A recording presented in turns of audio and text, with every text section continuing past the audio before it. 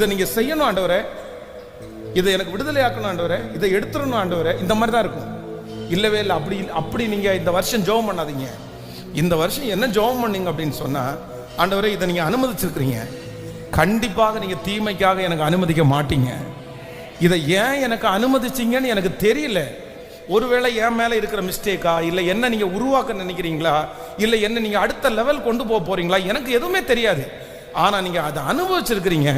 இந்த காரியத்தை நான் அழகா டீல் பண்ணி ரொம்ப ஞானமா கொண்டு போறதற்கு எனக்கு அந்த கிருபையை தாங்கன்னு கர்த்தரிடத்துல கேளுங்க. நான் நம்புறேன் உங்க மனசுக்கு எந்த பிரச்சனையும் இல்லாம இந்த ஆண்டு உங்களுக்கு ரொம்ப பிளெஸிங்கா இருக்கும்னு நீங்க சொல்லுவீங்க. நீங்க சாட்சி சொல்லுகிற அளவிற்கு கர்த்தர் இந்த அண்டர்ஸ்டாண்டிங், இந்த ஒரு அண்டர்ஸ்டாண்டிங் ஒரு தேவனுடைய பிள்ளைக்கு எப்போ வருதோ அப்பதான் இந்த உலகத்துல உண்மையான கிறிஸ்தவன் என்கிற பேரே உங்களுக்கு வரும்.